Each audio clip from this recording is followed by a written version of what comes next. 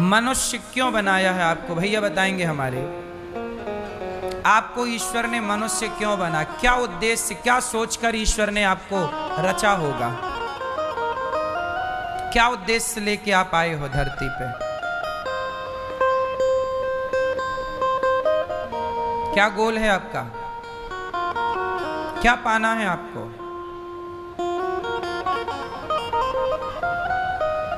चश्मा वाली मैया बगल में, आपको ईश्वर ने मनुष्य क्यों बनाया है? क्या उद्देश्य था? क्यों है? किसको पाना? भगवान को पाना। भगवान ने तो बनाए है या उन्होंने तो भेजा है? उन्होंने तो अपने से यहां भेजा। जाओ,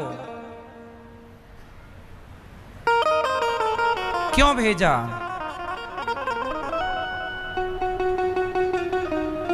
क्यों? आप बताओ। भगवान ने आपको मनुष्य क्यों बनाया है? भगवान का नाम जपने के लिए। जपते हो कितना?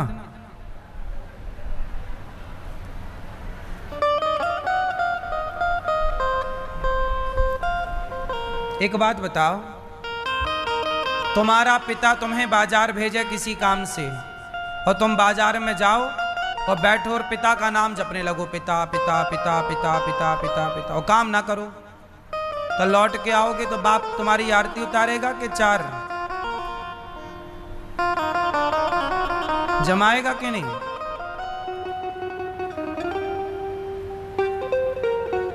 भगवान का नाम जपना भी इतना जरूरी नहीं है जितना जरूरी वो काम है जिस काम के लिए ईश्वर ने आपको भेजा है। पहले ये बताओ कि किस काम के लिए आए हो।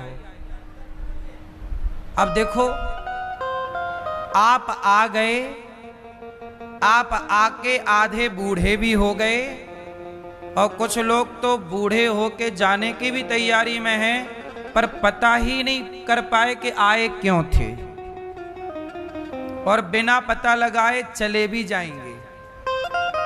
कितने जा चुके, ये बिना जाने कि आए काहे थे, आए क्यों थे।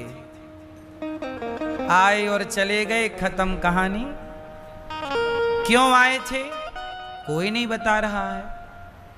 क्यों? प्रश्न सही है कि गलत है? प्रश्न तो सही है कि आप आए क्यों हैं, लेकिन आप, ये सवाल आपसे है, कभी अपने से पूछना कि हम क्यों आए हैं। सारी जिंदगी हम क्या यही करने आए हैं जो कर रहे हैं? अब सुनो, हम क्यों आए हैं। भगवान का भजन, भगवान का नाम जपो, पर इस नाम जप से भी बड़ा एक काम है। क्या? भगवान क्या कहते हैं? हे अर्जुन, रामचरितमानस में क्या कहते हैं, वेदों में क्या कहते हैं, पुराणों में क्या कहते हैं? धर्मो रक्षति रक्षिता। भैया आप सत्य बोलो, सत्यम वद। क्या, किस रास्ते पर चलो? सत्य के रास्ते पर चलो, सत्य बोलो, दया करो, और परहित सरिस धर्म नहीं भाई। हम क्यों आए हैं संसार में? इसलिए आए हैं कि हमें कोई भी मिल जाए, चाहे कुत्ता मिले, गाय मिले, पक्षी मिले, पशु मिले, इंसान मिले, नारी मिले, पुरुष मिले, कोई भी मिले, यदि उसे दवाई की जरूरत है तो हम दवाई करके उसको उस दुख से दूर करें। भूखा है तो रोटी देकर उसका दुख दूर करें। मतलब हमें ईश्वर ने भेजा है कि जाओ तुम लोगों का दुख दूर करो, जाओ लोगों की हेल्प करो, लोगों की मदद करो। हम उद्देश्य क्या लेकर आए हैं? सर्वहिताय, सबका हित करने के लिए, सबका भला। सबका क्या करना है? सबका भला। लेकिन आज का आदमी इतना स्वार्थी हो गया कि सबका भला तो भूल गया, केवल खुद के भले में लगा है और खुद का भला भी नहीं कर पा रहा है। वो खुद के भले के चक्कर में खुद का बुरा कर लेता है। कैसे? जैसे आपने अपनी मां को घर से निकाल दिया, आपने चोरी कर ली कि पैसे कमा लेंगे, थोड़ा भ्रष्टाचार कर लें, कमीशन ले लें, रिश्वत ले लें, तो आपने ले लिया। इस चक्कर में तो लिया कि मैं पैसे वाला हो जाऊंगा, लेकिन वही रिश्वत, वही पाप अब तुम्हें भोगना पड़ेगा। कहां जाएगा? जो तुमने पाप कमाया है वो कौन लेगा? वो एक डाकू की कथा तो सुनी होगी। एक डाकू सबको लूटता था जंगल में, लेकिन वही डाकू से जब नारद जी मिले तो नारद जी ने पूछा कि भैया ये तुम किसी को मार दे रहे हो, हार सोना चांदी चुरा ले रहे हो, जो तुम पाप कमाओगे वो कौन भोगेगा? तो डाकू बोला कि मेरी पत्नी को सोना चांदी देता हूं, पिता को देता हूं, तो बाप भोगेगा, पत्नी भोगेगी। तो कहा जाओ पूछ के आओ कि पत्नी और परिवार भोगेगा। तो वो डाकू गया, पूछा कि पत्नी से तुम्हें मैंने इतना सोना दिया पर मैंने लोगों को मारा है, जंगल से गुजरते लोगों की हत्या की है, तो सोना तो तुमने बांट लिया पर क्या मेरा पाप बांटोगी? तो पत्नी ने मना कर दिया। और हां भी करती तो क्या ईश्वर के विधान में यह है कि पति का पाप पत्नी ले सकती है? नहीं ले सकती। कांटा आपको लगेगा तो दर्द पत्नी को नहीं होगा, या कांटा पत्नी को लगेगा तो दर्द पति को नहीं होगा। जो पाप करेगा वही भोगेगा। पति ने किया है, पत्नी ने मना कर दिया, मैं कैसे भोगूंगी? मैं चाह भी लूं तो स्वामी कैसे? ईश्वर का विधान नहीं है। पिता से कहा, पिता ने मना कर दिया। आपकी प्रॉपर्टी के उत्तराधिकारी बहुत होंगे पर आपके पाप का उत्तराधिकारी कोई ना होगा। पाप तो स्वयं भोगना पड़ेगा। इसलिए आज का आदमी पाप करता है तो पाप करने वाला क्या खुद पर उपकार, खुद का भला कर रहा है? आप पाप करके किसका बुरा कर रहे हैं? बोलो जोर से। खुद का। किसका बुरा करोगे? आप पाप करके खुद के साथ अन्याय करते हैं। जब आप खुद के साथ अन्याय करते हैं तो दूसरों के साथ आप क्या न्याय करोगे? न्याय तो हरिश्चंद्र ने किया कि बाजार में बिक गए पर अपने सत्य को जाने नहीं दिया। न्याय तो दशरथ जी ने किया, मर गए पर वचन नहीं छोड़ा। ऐसे सत्यवादी दयावान राजा रंतीदेव 64 दिन से भूखे थे। पत्नी और पुत्र 64 दिन भूखे। तभी गांव में कहीं भंडारा हो रहा था, लंगर था, तो इन्हें रोटी, थोड़ा पूड़ी, सब्जी और खीर मिल गई। तो ये नदी के किनारे आए, पत्तल लगाई और बैठे खाने। तब एक चांडाल आ गया कुत्ता लेकर। चांडाल बोला, भैया हम 15 दिन के भूखे हैं। और रंतीदेव कितने दिन से भूखे थे? 64 डेज। रंतीदेव ने क्या किया? अपनी थाली उस चांडाल को दे दी। तब उनका बेटा बोला, 5-6 साल का नन्हा बालक था, बोला पिताजी आप ना दो, मैं अपनी थाली दे देता हूं। वो बेटा कितना भूखा ना रहा होगा, लेकिन अपनी थाली दे दी।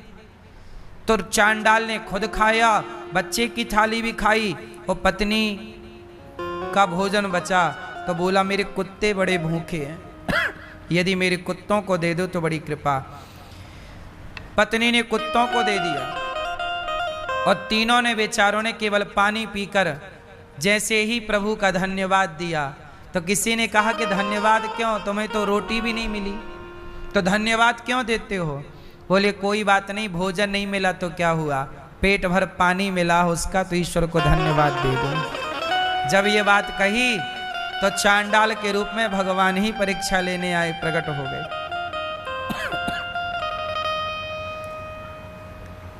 अब बताओ, खुद भूखे रहकर लोगों का पेट भरना, ये है ना मानव जीवन की सार्थकता।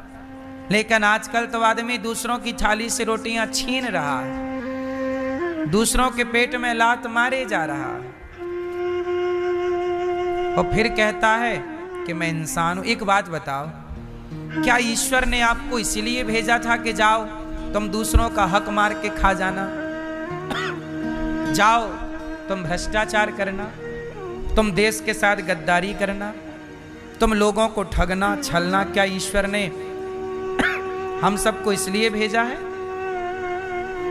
बोलो मेरी मां, पूछना ये सवाल सब लोग अपने आप से कि इस संसार में आने का मूल उद्देश्य क्या है,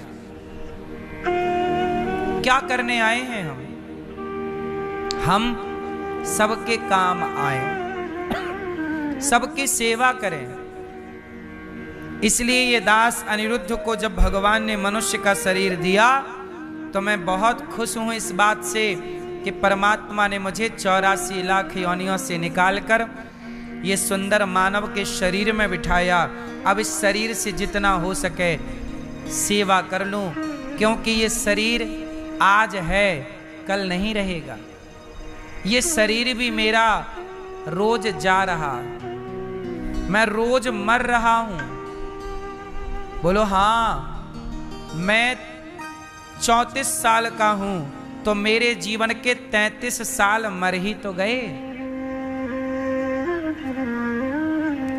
मैं 34 वर्ष का हूं तो मेरे जीवन के 33 साल क्या हुए, मर गए।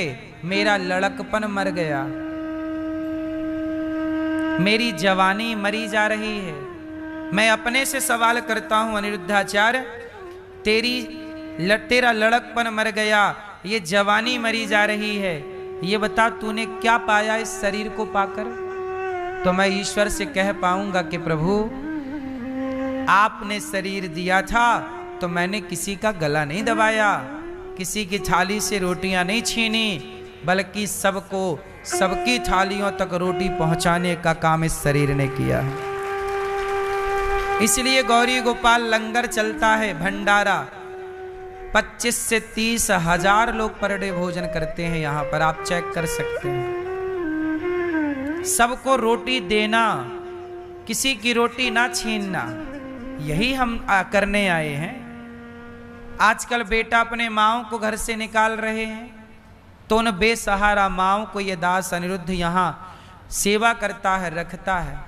308 वृद्ध माँ यहाँ रहती हैं, वही माएँ जिनको अपने बच्चों ने घर से निकाल दिया है। ये करने आए हैं हम। इंसानियत का मतलब क्या है? हम भी यदि तुम्हारे पेट पे लात मारने लग जाएं, हम भी तुमसे नफरत करने लग जाएं, हम भी छल कपट करने लग जाएं, तो बताओ क्या ईश्वर ने हमें ये सुंदर शरीर आपको धोखा देने के लिए दिया है? आज सच बताना, इंसान इंसान को धोखा दे रहा है कि नहीं? बेटा अपने माँ को धोखा दे रहा है, अपने बाप को धोखा दे रहा है। सवाल है, क्या हम ये धोखा देने आए हैं? क्या ईश्वर हमसे सवाल नहीं करेंगे कि भाई तुझे भेजा था, तूने क्या किया? तूने क्या किया? इसलिए धोखा ना दो। यदि आप किसी को धोखा दे रहे हैं तो समझ लो वो धोखा आप स्वयं को दे रहे हैं। किसी को ठग रहे हैं तो आप किसी को क्या ठगेंगे? कितना ठगोगे यार? तुम ही ठगे जाओगे एक दिन। क्या ठगोगे तुम? कितना ठगोगे? दुर्योधन भरी सभा में जब द्रौपदी के कपड़े उतरवा रहा था दुशासन से, तो बताओ दुर्योधन द्रौपदी के कपड़े उतार रहा था या वो स्वयं अपनी इज्जत उतार रहा था? बोलो। दुर्योधन ने उतारा तो द्रौपदी के कपड़े था दुशासन के द्वारा, पर द्रौपदी के कपड़े वो ना उतार पाया, लेकिन स्वयं की समाज में इज्जत उतर गई। आज तक किसी बाप ने अपने बेटे का नाम दुर्योधन नहीं रखा तब से। बोलो, रखता है कोई बाप अपने बेटे का नाम दुर्योधन? आपको क्या लगता है कि दुर्योधन द्रौपदी के साथ गलत कर रहा? नहीं, दुर्योधन ने द्रौपदी के साथ गलत नहीं किया, उसने खुद के साथ गलत किया। इसलिए सजा द्रौपदी को नहीं मिली, सजा अंत में दुर्योधन को मिली। बोलो हाँ। आज युगों के बाद भी उस दुर्योधन का समाज में सम्मान स्थापित ना हो सका। रावण, आपको क्या लगता है रावण ने सीता को दुख दिया? सीता मां को कितना दुख दिया रावण ने? जितना दुख दिया, रावण के सामने रावण के 1,00,000 बेटे मर गए। पूछो उस बाप से जिस बाप के आगे उसके बेटे मर जाएं। इस धरती का सबसे बड़ा दुख जानते हो क्या है? पिता के आगे पुत्र की मृत्यु, यही सबसे बड़ा दुख है।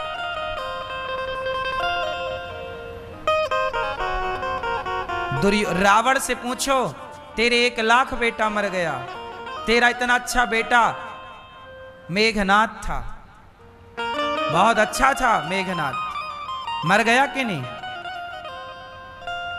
रावण ने सीता मां को कितना दुख दिया होगा, लेकिन स्वयं को कितना दुख दिया।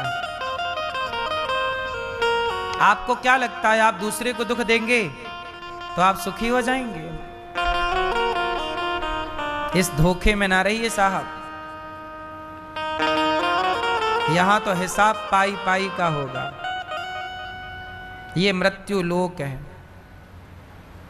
क्यों मैया, बात समझ में आ रही है ना? रावण ने बताओ सीता मैया को ज्यादा दुख दिया कि खुद को ज्यादा दुख दिया? बोलो। 1,00,000 बेटा मर गए, 1,25,00,000 नाती मर गए। बेटे के बेटे 1,25,00,000 थे, और दादाजी को बेटे से ज्यादा पोता प्यारा होता है। उस दादा से पूछिए जिसके आगे उसका पोता चला जाए। अब रावण वो दादा था जिसके आगे उसके पोते मर गए युद्ध में। 1,25,00,000 और 1-2 नहीं, और 1,00,000 बेटा। सोचिए जिसके घर में 1,00,000 स्त्रियां विधवा हो गई होंगी, वो अपने घर की स्त्रियों को देख के कैसा रहा होगा? जहां चारों तरफ चीख पुकार मची हो। पूरी लंका में चारों तरफ केवल रोने की आवाजें थी। जिस लंका में कभी किलकारियां गूंजा करती थीं, जिस लंका में कभी ठहाके और हंसी गूंजा करती थी, उस लंका में चारों तरफ केवल रोना रोना रोना रोना, महिलाओं का चीखना, रोना ही रोना सुनाई पड़ रहा है। किसके कारण? रावण की गलत चाह थी ना। तुम दूसरों के साथ गलत करोगे, तुम किसी पत्नी को उसके पति से अलग करोगे, तो तुम्हारे को ईश्वर नहीं देख रहा है?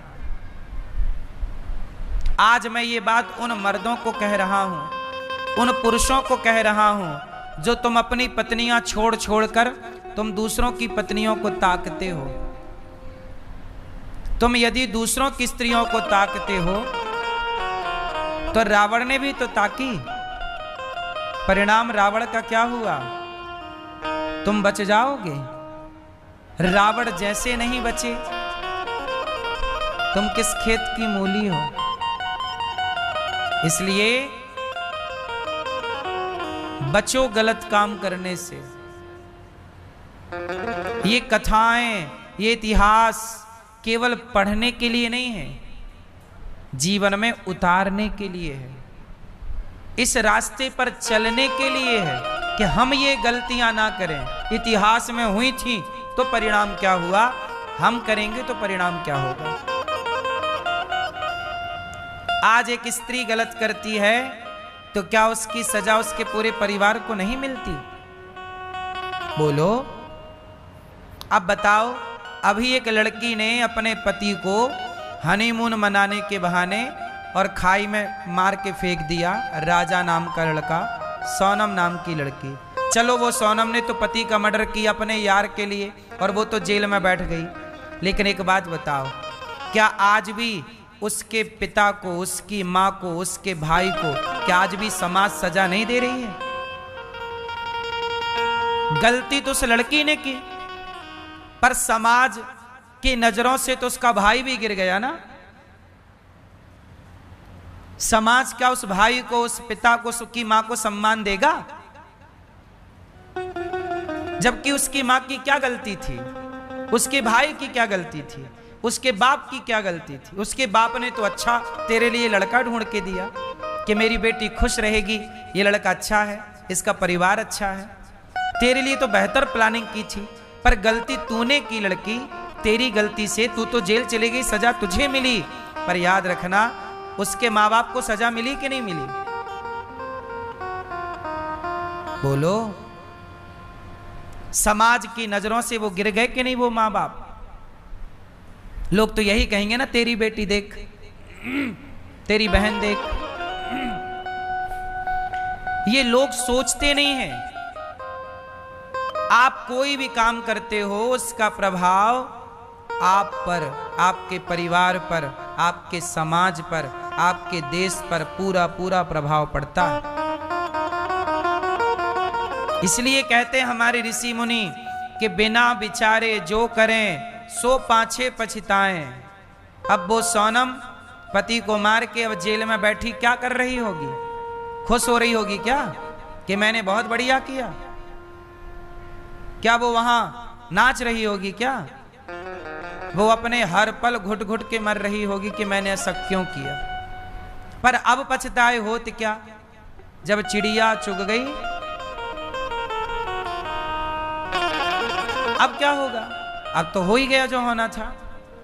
इसलिए कहता हूं, बिना विचारे जो करें सो पाछे पछताएं, और काम बिगाड़ें आपनो, जग में होत हंसाएं। इसलिए भगवान ने आपको ये मानव शरीर दिया है तो आप अच्छे काम करिएगा। भगवान ने ये शरीर दिया है इसलिए कि आप किसी के काम आए, इसलिए नहीं दिया कि आप किसी को मार डालें, किसी के साथ गलत करें। इसलिए दास अनिरुद्ध, इन हाथों से मैं किसी का गला कभी नहीं दबा सकता। मैं सदा इन हाथों से अपनी वृद्ध माओं के पांव दबाता हूं, क्योंकि ये पांव दबाने के लिए मिले हैं। अपने पिता के पांव दबाओ, अपने माता के पांव दबाओ, ये अपने पति के पांव दबाओ। ये हाथ मिले हैं सेवा के लिए, हाँ या ना? इसलिए ये मानव जीवन बहुत अनमोल है। हम मर के जाएंगे तो भगवान हमसे पूरे 100 वर्षों का हिसाब मांगेंगे। मेरी उम्र जितनी होगी, 50 होगी तो 50 वर्ष का मुझे हिसाब देना पड़ेगा। 100 वर्ष होगी मेरी आयु तो मुझे 100 वर्ष का। आप लोगों की आयु जितनी होगी, आपको उतनी आयु का हिसाब मांगेंगे परमात्मा। देना मेरी माँ, हिसाब तो देना ही पड़ेगा। क्यों भैया, कि नहीं देना पड़ेगा? यहां की सरकार को हिसाब देना पड़ता है साल में मार्च के बाद, मार्च तक एंडिंग। जब यहां की सरकार को हिसाब देना पड़ता है तो वो तो जगत की सरकार है, उसे तो हिसाब देना ही पड़ेगा। कौन बचा है उसकी सरकार से, कौन बचा है उसके हिसाब से?